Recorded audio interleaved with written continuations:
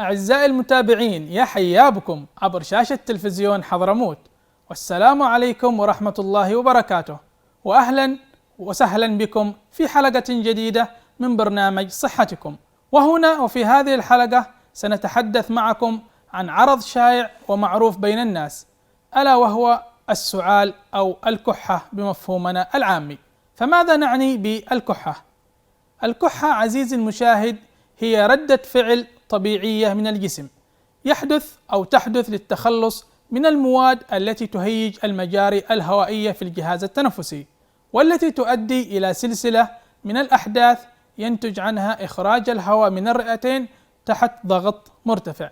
أيضا قد تحدث الكحة أو السعال كردة فعل للتخلص من الأجسام العالقة داخل الجهاز التنفسي، ومنها البلغم الذي يكون إما بشكل إرادي أو غير إرادي. دعونا الآن أعزائي المتابعين نتعرف على ما هي أنواع السعلة.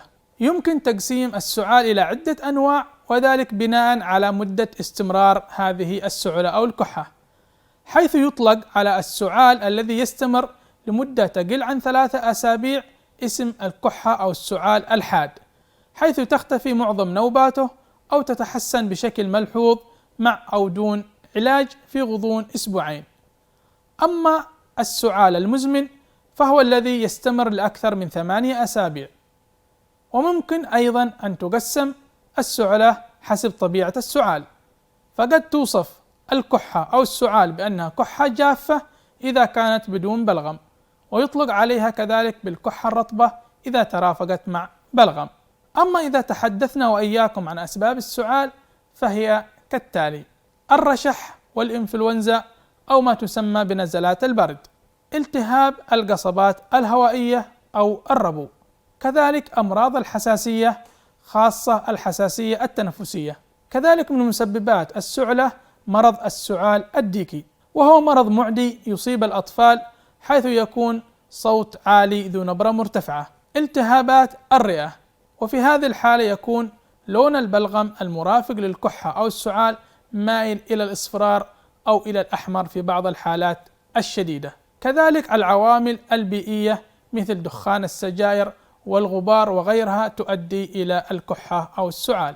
وأخيرا استخدامات بعض الأدوية قد تؤدي إلى حدوث السعال أو الكحة كعرض جانبي لبعض الأدوية. أما الآن دعونا نأتي وإياكم إلى طرق الوقاية من هذه السعلة. يتم الوقاية من السعال من خلال الوقاية من الأمراض المسببة لها، فمثلا يمكن الوقاية من الكحة الناجمة عن العدوى من خلال تجنب الأشخاص المصابين بالعدوى وعدم استخدام أغراضهم الشخصية، في حين يتم الوقاية من الكحة الناجمة عن التحسس من خلال تجنب العوامل التي تسبب التحسس مثل الأزهار أو القطط أو الغبار وغيرها من مصادر التحسس. ولكن تظل الاستشارة الطبية للطبيب المختص مهمة جدا، خاصة إذا استمرت الكحة أو السعلة لعدة أيام وترافقت مع عدة أعراض أخرى مثل الحمى أو التكسير والضعف العام. وختاما أعزائي المشاهدين، نتمنى لكم موفور الصحة والعافية، ودمتم في أمان الله.